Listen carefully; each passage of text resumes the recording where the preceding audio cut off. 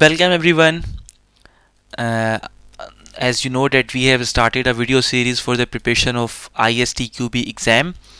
Until now we have covered the four topics of chapter number 4 starting from 1.1 till 1.4, and today is gonna be the last video of chapter number 1, which is about the psychology of testing. This topic is also important as far as exams are concerned because as you know, from chapter number 1 we have total 8 questions in exams, uh, and one question is a must from this section. It's a quite easy section, but still you have to go through the theory once and then try to understand how it will work and how is the topic. Just a brief overview what we have done till now, starting from chapter number 1. uh, First of all, like we have covered in topic 1.1, we have covered the objective of testing and difference between debugging and testing. So normally we also have like one question during exam from both of them, and then why testing is necessary, covering the terms like error, defect, failure and root cause, etc. This all were of level K2, like you need to understand them. And then 7 testing principles, you also need to understand them, and we also have one question from 7 testing principle in exam, and also one question from here. So 1 2 3 4 questions. And then test process, uh, like if you remember, we have we have made a very simple shortcut to remember all step of test process, which were test planning, monitoring, analysis, design, implementation, execution and completion. These all out of level K2, and normally from this section we have around 2 to 3 questions in ISTQB exam. This could be about the work products, this could be about the test process and everything, and all of level K2 you need to understand them. Then the last topic is psychology of testing, and from this section normally we have one question. It's very rare that sometime two questions are also possible, but normally 99% we have one question from this section. So until now we are done with 4 topics. Today we are starting topic number 5, which is about the psychology of testing. So like a short summary, in psychology we will learn about the different mindsets of we will see what is the mindset of developer and what is the mindset of tester. You know, like the mindset of tester is to find as many bugs as possible, as many faults as possible, as many defects as possible. Just remember, these 3 terms are same. Don't confuse, never confuse. It is BFD or whatever you want to remember. Bug, fault and defect, these both are, all 3 are the same. So like the mindset of tester is to prove that system is not working properly before shipping, before delivering to the customer. So it is the mindset of tester. Like it's about the critical eye and some we will see professional pessimism this time as well. And what about the developer? His mindset is to develop something, to come with the new ideas. So there could be a conflict between these two different mindsets. So then how will you tackle this issue? This particular topic will put some light on this topic. So software development including software testing involve human beings. Therefore human psychology has important effect on software testing. Like you can feel that development and testing, these are, you can say, opposite of each other. One is trying to develop some solution and the other, like tester, is trying to find defect or bugs in the solution. So a different mindset, how can they work together, we will learn in this topic. So human psychology and testing. Identifying defects during a static testing. A static test such as the requirement review or user story refinement session, or identifying failure during dynamic test execution. As I told you, testing never means that you are only running your test cases. Testing could be the review, which is called static testing. Like static testing means static analysis, static, you are doing reviews of your documents, your code, your requirement, user stories, everything whatsoever. So it's a kind of testing, but a static testing. And then when everything is developed, code is developed, you are running it, it is called as dynamic testing. This we have seen already, and we will cover all these topics in more detail in upcoming chapters. So so identified defects could be during static testing, while reviews or static analysis, and even could be during dynamic testing when you are executing the test cases, may be perceived as a criticism of the product and of its author. Like if you say there is a bug, there is a defect in this work product or in this code or the requirement, then maybe it could be a kind of criticism which could be taken as a criticism by the developer or by the author of the work product. So an element of human psychology is called confirmation bias. Like normally we have a mentality with every human being that he thinks or she thinks that his mindset is always correct, what he is thinking is always right. So it is called confirmation bias, and it can make it difficult to accept information that disagrees with currently held beliefs. He has very strong beliefs, maybe he is very strong technical background, and he thinks that he is always right, and when tester raises a question about his product, then maybe it could be a problem.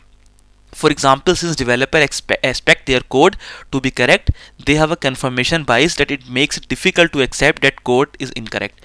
They will never think in that way. When a tester points out some defect or bug, developer always think, oh, could be there could be a problem by the developer, by the tester, not by the developer. So it's a confirmation bias. He is strong with his beliefs.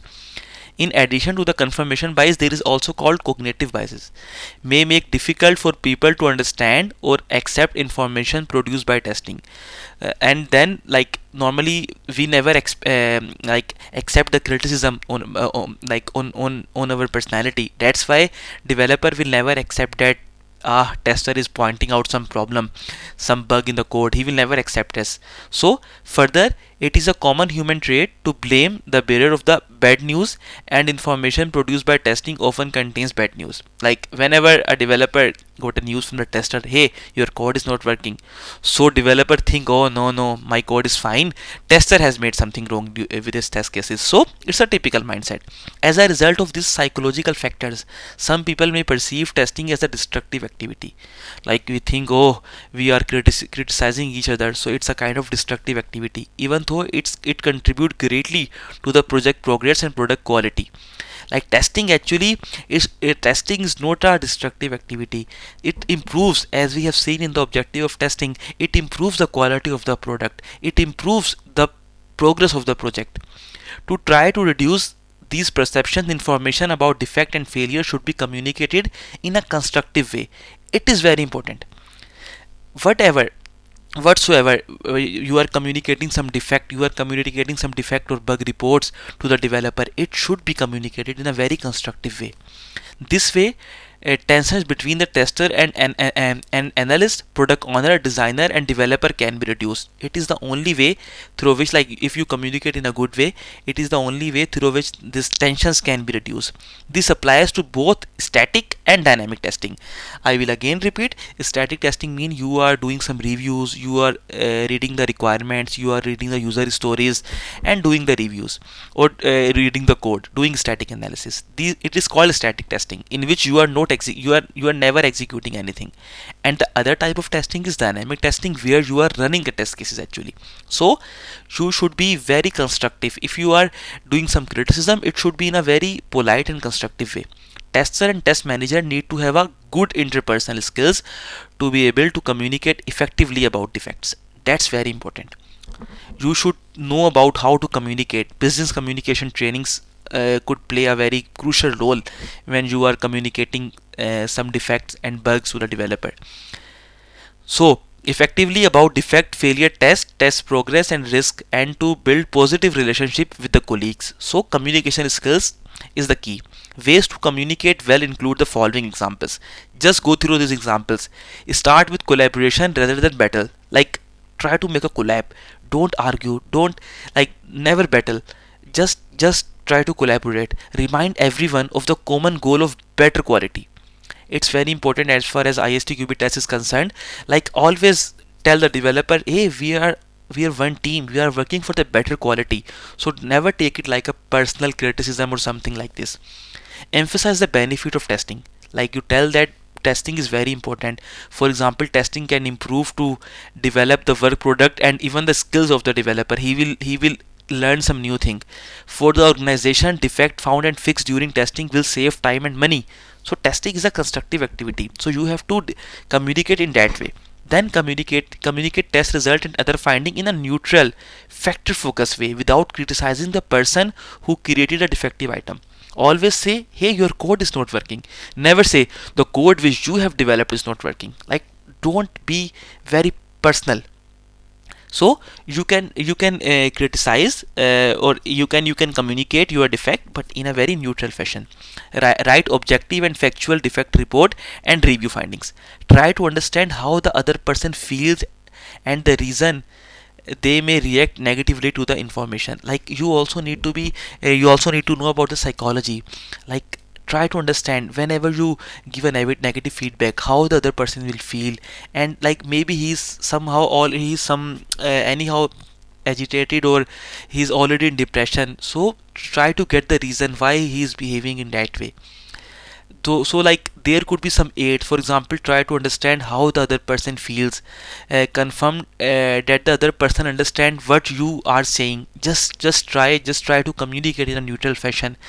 And then always emphasize the common goal of quality. Like, hey, we are working on a product, our product should be of good quality, so we are a team, let's have a coffee together, and something like this.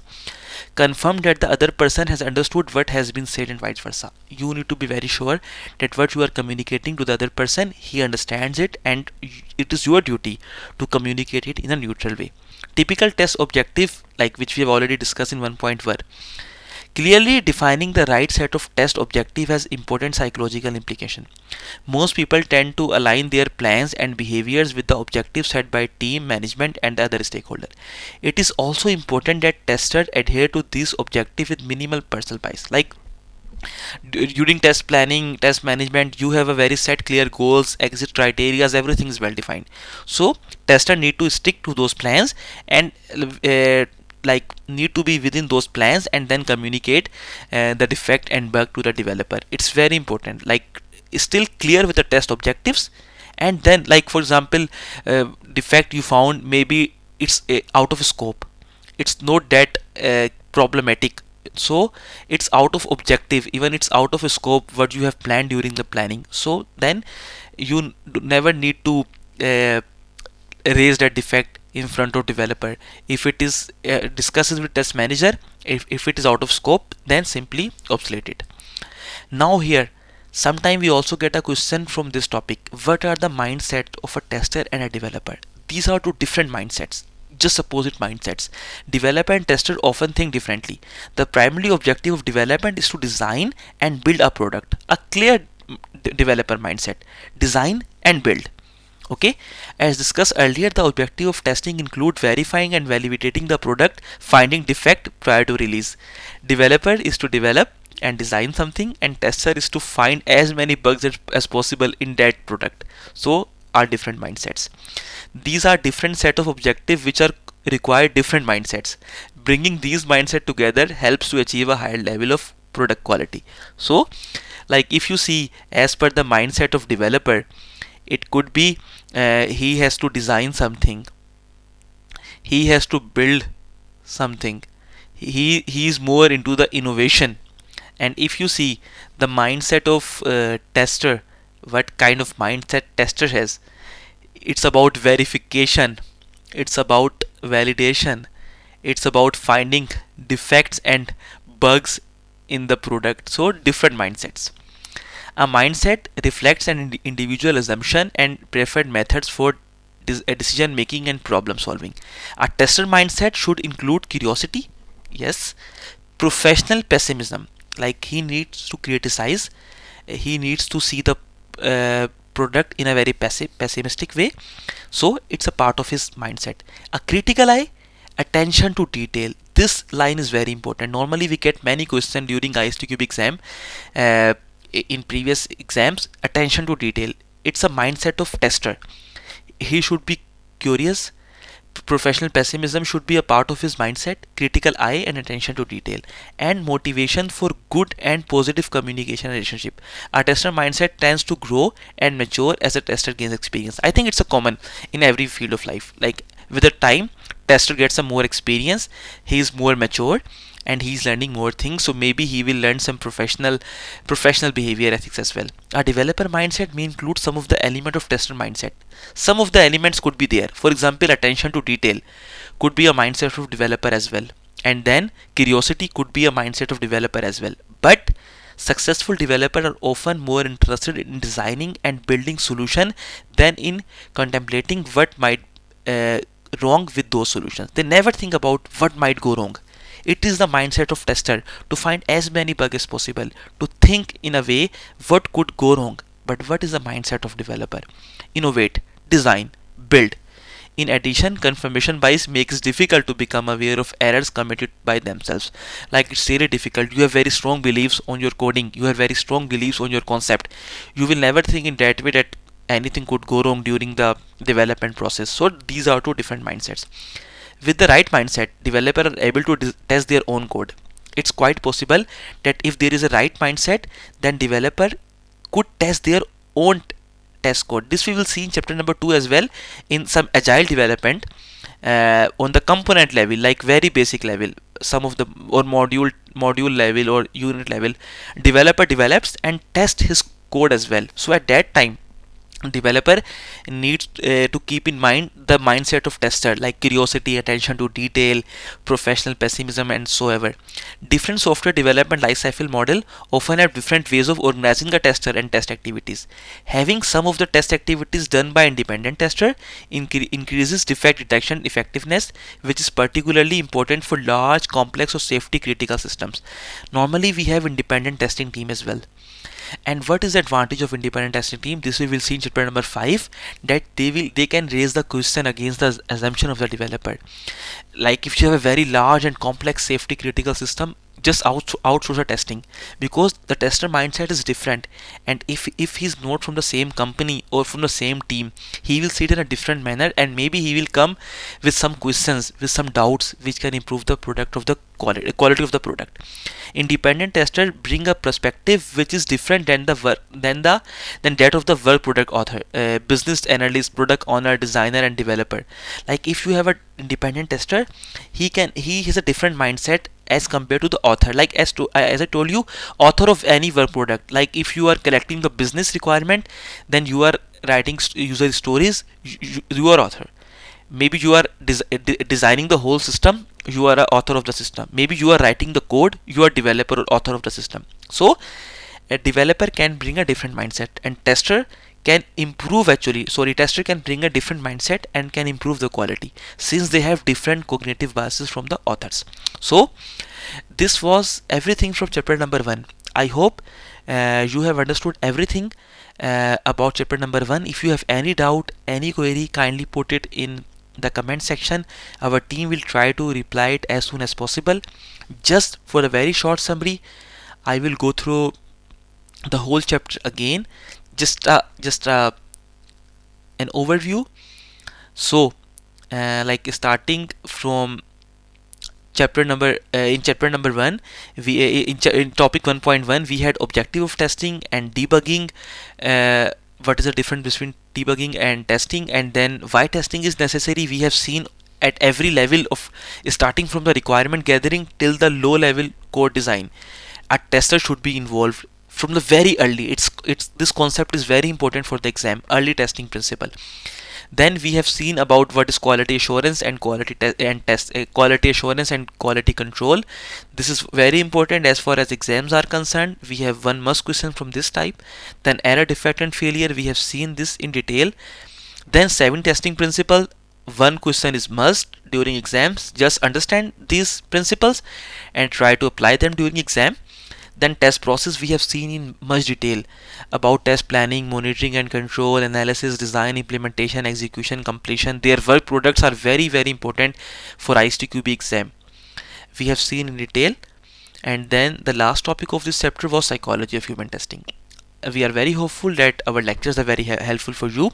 Kindly don't forget to subscribe our channel, like our videos, and share these videos with your friends as well. So this was everything from chapter number 1. In the next video we will start chapter number 2. Until then, happy learning and good luck for your exam preparation. Bye.